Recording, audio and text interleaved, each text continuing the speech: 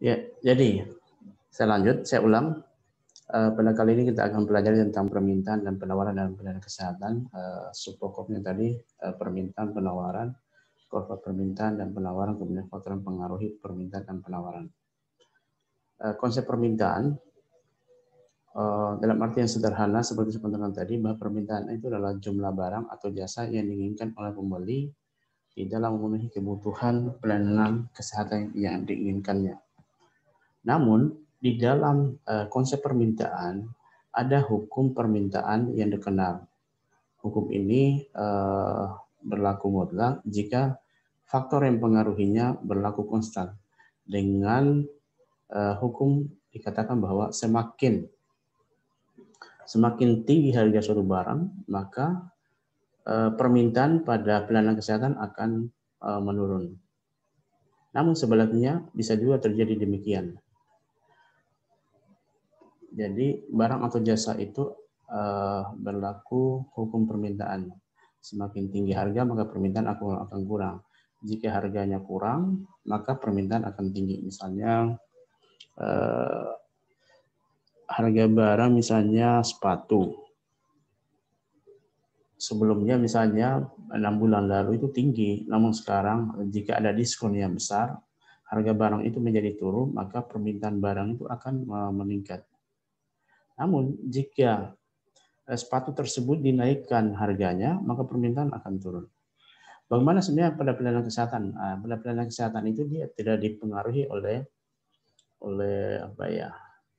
harga. Karena harga pada pelayanan kesehatan itu sudah ditetapkan baik pada karena di sana berlaku tarif yang berlaku secara umum.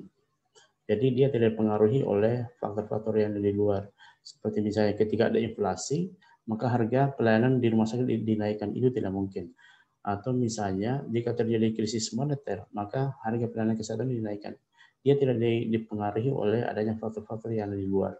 Karena pelayanan kesehatan itu adalah suatu pelayanan yang menjadi tanggung jawab pemerintah di dalam memberikan pelayanan karena berkaitan dengan hajat hidup orang banyak.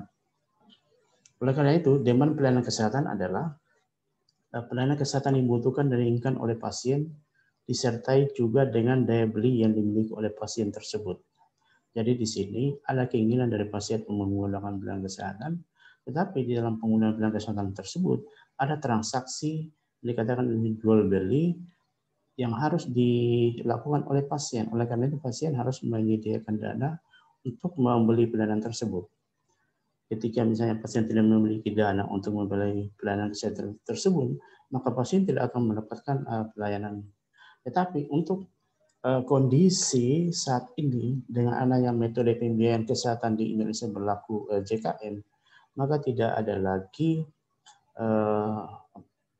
masyarakat yang tidak mendapatkan pelayanan kesehatan. Itu harus semua mendapatkan pelayanan kesehatan. Karena bagi masyarakat miskin tidak mampu, pembiayaan itu dibayarkan oleh negara, sementara yang mampu dalam hal ini yang mandiri atau yang lain itu dengan membayar sendiri. Berikutnya, fungsi dari permintaan itu sendiri itu bisa dirumuskan dalam sebuah rumus demand pelayanan kesehatan, di mana QDMC, quantity demand pelayanan kesehatan, sama dengan jumlah atau frekuensi dari kejadian penyakit pada pelayanan kesehatan dibagi dengan karakter budaya, dikurangi dengan demografi, faktor demografi, dan faktor ekonomi termasuk faktor lain. Jadi untuk melihat bagaimana permintaan pelayanan kesehatan itu bisa dilakukan dengan perhitungan menggunakan rumus ini. QDMC, quantity demand pelayanan kesehatan, dengan rumus tadi di mana F adalah frekuensi kejadian penyakit, kemudian dikali provider pelayanan kesehatan dibagi dengan karakteristik budaya. Ini mungkin nanti dicari sendiri ya. Cuma di sini saya tampilkan formulanya sehingga bisa memberi pemahaman bagaimana misalnya untuk melihat kecenderungan demand pelayanan kesehatan dengan pendekatan matematis dengan rumus QDMC tadi. Berikutnya, di dalam pelayanan kesehatan itu, demand itu dipengaruhi oleh faktor-faktor yang ada, baik ada pada diri pasien atau yang ada di luar diri pasien. Termasuk misalnya faktor lingkungan itu sendiri. Pada pelayanan kesehatan juga itu lebih dominan di dalam mempengaruhi demand pelayanan kesehatan. Yang pertama adalah harga barang itu sendiri. Harga barang itu akan mempengaruhi persepsi dan kemampuan masyarakat. Semakin tadi ya ada hukum permintaan, semakin tinggi harga barang, maka akan semakin rendah konsumsi atau pembelian terhadap barang tersebut. Namun sebaliknya semakin rendah harga barang, maka semakin tinggi pembelian masyarakat pada barang tersebut. Kemudian kedua, harga barang pengganti atau substitusi. Harga barang pengganti atau substitusi dalam artian bahwa sebuah barang yang memiliki fungsi yang sama itu bisa digantikan dengan apa? Bisa kita mencari barang tersebut dengan barang lain tetapi memiliki fungsi yang sama. Ini akan mempengaruhi semakin banyak barang pengganti atau substitusi juga akan semakin tinggi permintaan, namun semakin kurang barang substitusi maka semakin kurang juga permintaan. Kemudian tiga, pendapatan. Ini jelas sekali pendapatan. Bahwa masyarakat semakin rendah pendapatannya, maka pengeluaran untuk kebutuhan barang-barang itu menjadi perhitungan bagi dia, yang mana sebenarnya didahulukan sebagai priority, kemudian secondary dan tertiary. Sehingga jika barang atau jasa tidak menjadi prioritas, maka permintaan terhadap barang tersebut itu jadi berkurang. Kemudian jumlah penduduk juga akan mempengaruhi. Semakin besar jumlah penduduk atau semakin kecil jumlah penduduk. Semakin besar jumlah penduduk, kemungkinan ya konsumsi terhadap satu jenis barang itu akan bisa besar. Akan mempengaruhi juga produsen dan pasokan barang. Yang kelima, perkiraan harga di masa datang. Nah, ini betul ini. Jadi produsen itu di dalam memproduk sebuah barang, maka faktor produksi itu menjadi analisis untuk memperkirakan kira-kira di masa datang, baik itu jangka waktu yang pendek atau menengah atau yang panjang, itu harus diperkirakan dari faktor produksi yang ada sekarang. Berapa kira-kira harga jualnya nanti. Dan itu akan mempengaruhi juga permintaan masyarakat. Berkaitan dengan misalnya kelangkaan, berkaitan dengan distribusi dan seterusnya. Kemudian yang keenam, usaha produksi meningkatkan penjualan. Ini betul ini. Semakin meningkat produksi barang, maka ketersediaan barang di produsen itu semakin banyak. Nah, ketika barang tersebut didistribusi ke masyarakat atau ke pasar-pasar, maka akan terjadi peningkatan penjualan. Itu akan mempengaruhi juga harga barang. Biasanya jika musim-musim tertentu juga itu akan meningkatkan penjualan. Kemudian asuransi. Asuransi itu akan mempengaruhi permintaan masyarakat. Ini berkaitan dengan pendapatan karena masyarakat tidak mampu membeli, tetapi ada asuransi yang dia miliki dan pembelian dengan barang tertentu itu bisa digantikan dengan asuransi tersebut, sehingga permintaan bisa meningkat. Oleh karena itu ini perlu diketahui sebenarnya beberapa faktor inilah yang menjadi analisis di dalam menentukan atau melihat kira-kira sejauh mana frekuensi demand atau permintaan barang, misalnya untuk bulanan, kemudian trimester atau tahunan, untuk satu jenis atau lebih dari banyak barang. Berikutnya, sedangkan pada pelayanan kesehatan, ada beberapa faktor yang mempengaruhi permintaan itu sendiri. Yang pertama adalah dari Grossman. Grossman dikatakan bahwa kesehatan itu sebagai komoditas konsumsi dan investasi. Di sini memang kecirian dari pelayanan kesehatan itu ada 3 tadi, komoditi, konsumsi, dan investasi. Seringkali masyarakat menganggap bahwa sakit yang diderita itu menjadi kadang mereka tidak begitu peduli pada kesehatannya, sehingga perilaku sehari-hari ketika misalnya makan, minum, gaya hidup mereka itu mereka tidak sadari bahwa itu adalah bagian dari ancaman untuk menyebabkan terjadinya sakit, sehingga mereka tidak begitu peduli pada perilaku kesehatan tersebut. Sementara misalnya jika mereka peduli pada perilaku mereka berakibat pada kesehatan, mereka akan menganggap bahwa kesehatan itu adalah investasi di masa depan. Ketika misalnya hari ini sakit, maka akan mengganggu aktivitas mereka di dalam mencari pekerjaan. Demikian juga untuk masa depan mereka harus menyediakan pembiayaan kesehatan tadi, karena investasi kesehatan itu adalah sebagai modal untuk kesejahteraan di masa depan. Kadang-kadang beberapa orang tidak memperdulikan kondisi kesehatan.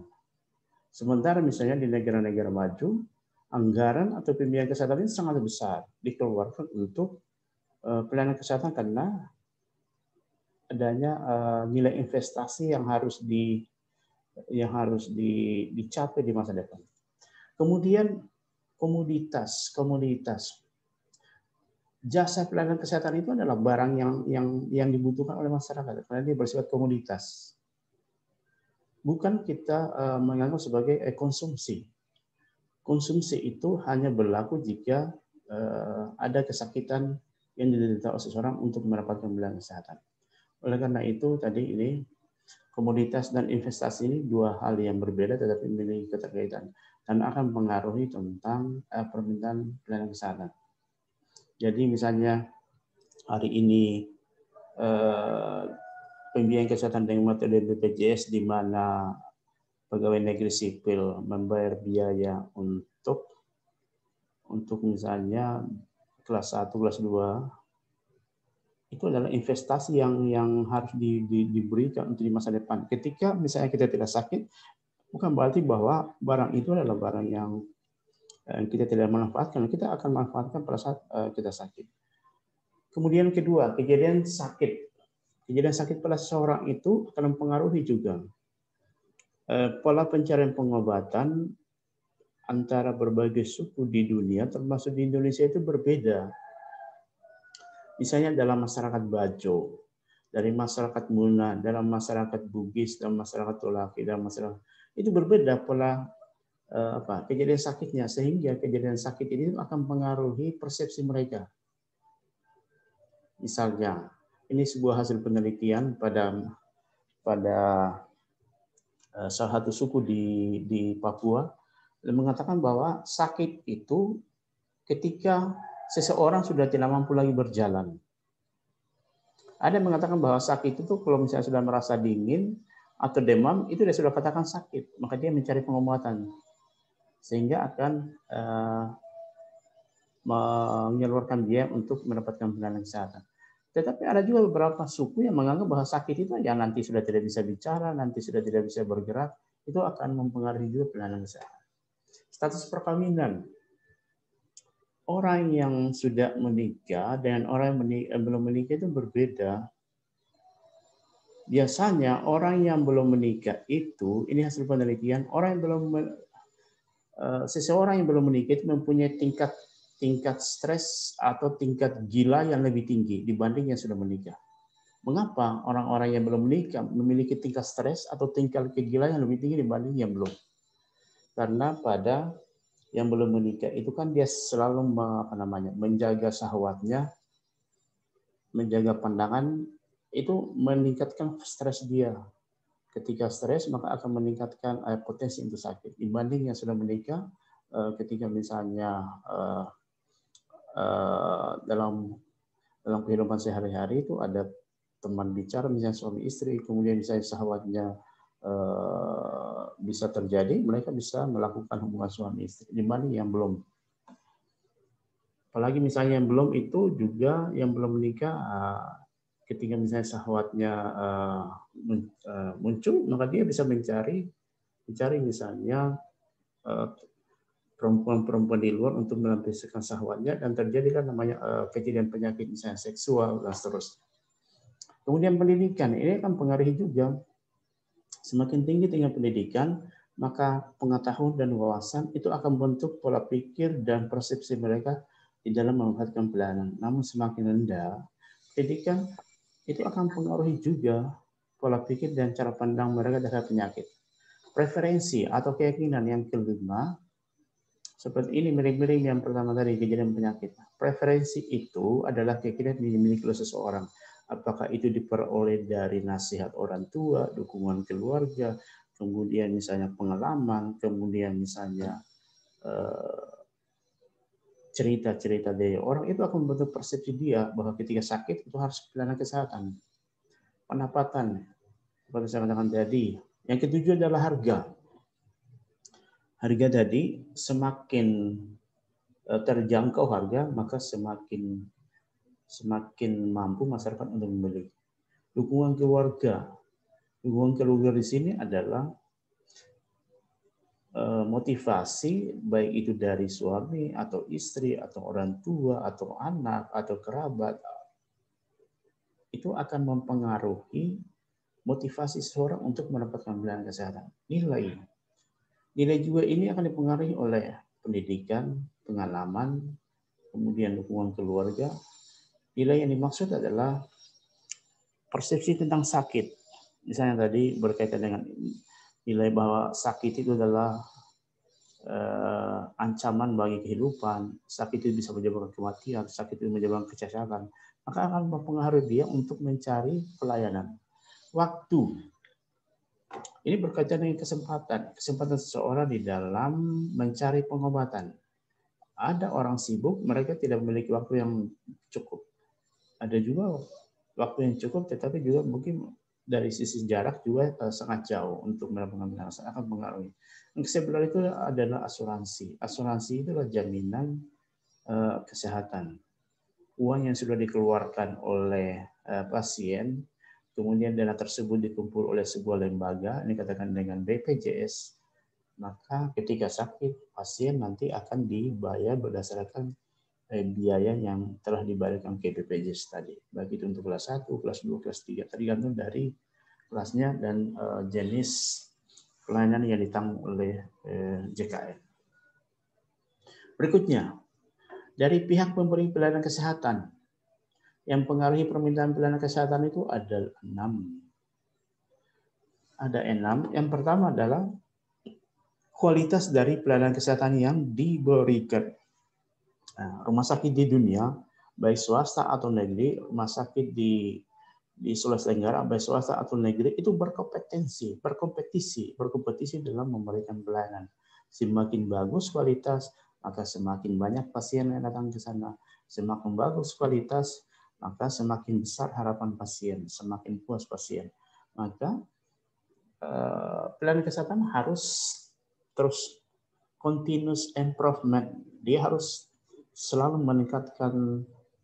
meningkatkan mutu pelayanan dengan cara ya survei pasar untuk melihat bagaimana persepsi pasien terhadap pelayanan, kemudian mana persepsi pasien terhadap ketersediaan sumber daya, kemudian berkaitan dengan lokasi misalnya dan seterusnya. Jadi kualitas pelayanan itu akan mempengaruhi pasien itu sendiri, termasuk kecepatan, ketepatan. Berikutnya, pelayanan pasca rawat inap. Nah, ini juga mempengaruhi ini.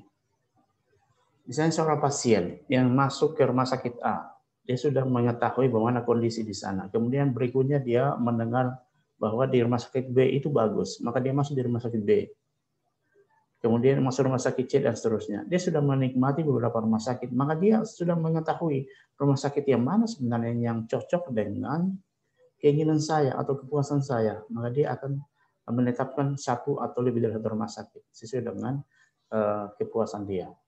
Dan ini saya pernah dapatkan dulu ini.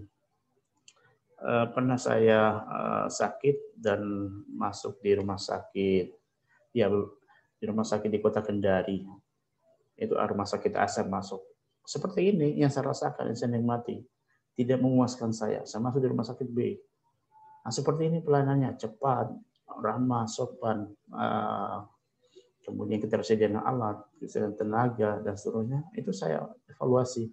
Kemudian masuk di rumah sakit lain. Dan pada akhirnya saya memutuskan dari semua rumah sakit ini yang saya senangi. Maka ketika saya sakit atau saya melakukan konsultasi, ya saya harus ke rumah sakit yang saya senangi. Gitu. Makanya harus ada pasca merawat inap itu akan mempengaruhi persepsi dia terhadap kualitas pelayanan. Performance dari pelayanan kesehatan, saya kira ini yang 1-3 itu sebenarnya ada kesamaan. Kemudahan di dalam penggunaan pelayanan, ini juga mempengaruhi ini. Rumah sakit sebenarnya sekarang itu harus melakukan rekayasa manajemen untuk memenuhi atau menangkap peluang-peluang akibat dari pergeseran kemajuan. Misalnya temuan di bidang kesehatan itu dari adanya teknologi baru yang berkaitan dengan medis, yang berkaitan dengan teknologi informasi, itu harus cepat diadopsi oleh rumah sakit. Semakin cepat rumah sakit mengadopsi kemajuan tersebut, maka itu akan memudahkan masyarakat. Dan kemudahan di dalam pelayanan itu akan membentuk persepsi masyarakat. Masyarakat juga akan cerita ke temannya. Terjadilah promosi yang berkesinambungan. Dan pada akhirnya masyarakat akan cenderung memilih pelayanan kesehatan yang saya katakan tadi, yang mudah. Kemudian sistem pembayaran, ini juga akan pengaruhi. Sistem pembayaran manual atau yang auto debit. Yang manual misalnya itu bagi yang out of pocket atau fee for service. Ketika selesai pelayanan dia membayar, sudah tersedia uangnya.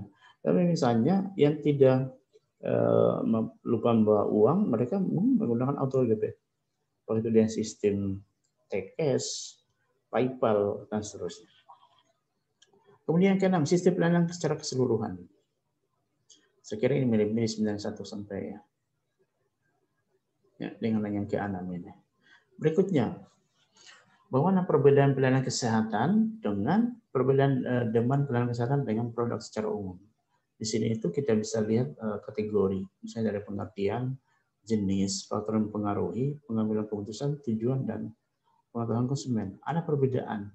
Pelayanan kesehatan itu bersifat unik dan sangat jauh dari kecirian pada produk yang bersifat umum. Misalnya, faktor yang mempengaruhi di demand pelayanan kesehatan. Dia bicara tentang frekuensi penyakit dan provider. Sedangkan di sini dia dipengaruhi oleh harga. Kemudian tujuan pada pelayanan kesehatan itu adalah fungsi sosial, non-profit. Di sini profit murni untuk produk secara umum, dia profit murni. Di sini non-profit. Dia bisa sharing. Dengan pelayanan kesehatan bisa sharing. Artinya satu sisi fungsi sosial tidak tidak mencari keuntungan, tapi pada sisi lain juga harus ada sumber pendapatan. Tidak boleh juga harga biaya pelayanan di bawah biaya operasional, itu akan mengurangi pendapatan rumah sakit. Ya, penyebab perbedaan pelayanan kesehatan berbeda dengan barang di bidang ekonomi. Deliver demand. Ini yang pertama, deliver demand. Yang kedua itu ini peran provider dalam pelayanan kesehatan sebagai advisor atau supplier. Yang pertama, deliver demand. Permintaan terhadap suatu barang atau jasa yang muncul sebagai akibat dari permintaan terhadap barang atau jasa yang lain. Jadi, pasien itu menginginkan pelayanan kesehatan itu pada dasarnya sebenarnya mereka bukan menginginkan rumah sakit atau menginginkan puskesmas. Yang mereka inginkan sebenarnya ini kesehatan. Lingkungan pasien itu adalah kesehatan, bukan pelayanan yang diinginkan. Kesehatannya. Makanya dikatakan di sini akibat dari permintaan terhadap suatu barang atau jasa yang lain. Yang diinginkan adalah kesehatan, bukan pelayanan. Dalam artian ada perbedaan antara demand, pelayanan kesehatan dengan bidang ekonomi. Yang kedua, peran provider dalam bidang kesehatan sebagai advisor atau supplier. Dalam artian bahwa pelayanan kesehatan yang disediakan itu dipengaruhi oleh advisor atau dipengaruhi oleh kemampuan tenaga medis untuk memberikan penjelasan-penjelasan terhadap pelayanan. Advisor dipengaruhi oleh pola pikir dari tenaga medis kepada pasien. Ketika pasien datang, dia bisa menjelaskan tentang kondisi penyakit, cara pengobatan, dan seterusnya. Semakin banyak penjelasan yang diberikan oleh petugas medis kepada pasien, itu akan mempengaruhi persepsi pasien terhadap pelayanan. Oh, di sana itu bagus dokternya. Di sana itu ramah dokternya. Di sana itu satu kali berobat sembuh. Seperti ada beberapa klinik, misalnya saya pernah dapatkan di Makassar. Ada klinik di sana di Makassar itu dikatakan dengan dokter yang bertangan dingin. Sebenarnya banyak rumah sakit yang lengkap, rumah sakit yang dekat dengan tempat tinggal mereka, yang biayanya juga saya kira tidak jauh beda. Tetapi masyarakat itu lebih memilih ke klinik itu. Setelah saya pelajari mengapa sebenarnya mereka mau menunggu, itu ada salah satu klinik di Makassar itu di daerah Daya, itu pasiennya dari jam 3 sore menunggu, itu kadang sampai jam 2 malam mereka mau mendapatkan pelayanan di sana. Saya perhatikan, kebetulan waktu itu juga ada keluarga yang sakit, kemudian pas masuk di ruang pelayanan, dokternya itu tidak sangat ramah, sangat sopan, kemudian dia memberikan pelayanan itu cuma dengan sentuhan tangan. Dia sudah tahu. Misalnya sakit apa? Sakit ini. Cuma sentuh kepala, sentuh tangan. Dia sudah tahu bahwa ini sakitnya adalah ini. Maka dia langsung berikan obat. Dan satu kali berobat itu langsung sembuh. Nah, itulah yang kemampuan dari advisor itu akan mengaruhi. Dan supplier atau penawaran. Ini penting sekali. Misalnya di Kota Kendari juga itu ada salah satu dokter tua ya, di kliniknya itu di Kemaraya, saya lupa namanya, Pak Yohanes Tendian mungkin ya, saya lupa. Itu saya perhatikan antrian di sana itu sangat banyak, dia sampai tengah malam itu orang menunggu di sana. Ternyata memang di sana ada orang bilang dokternya tangan dingin. Dia bukan dokter spesialis, tetapi pelayanan yang diberikan itu sangat sangat simpel menurut pasien, cuma disentuh ini itu langsung sembuh. Itu akan mempengaruhi demand. Sehingga ketika sakit berikutnya, mereka akan datang ke dokter pribadi lah menurut mereka. Sehingga beberapa rumah sakit yang besar itu akan berkurang pasiennya. Kurva permintaan. Hukum permintaan saya kira tadi, ada memiliki hubungan antara harga suatu barang dengan kuantitas yang diinginkan. Kurva permintaan, jika permintaan barang naik, maka harga akan naik. Jika permintaan turun, itu bisa juga harga akan turun. Contohnya seperti ini, kurva permintaan, ada quantity, permintaan John atas donat. Harga donat itu ada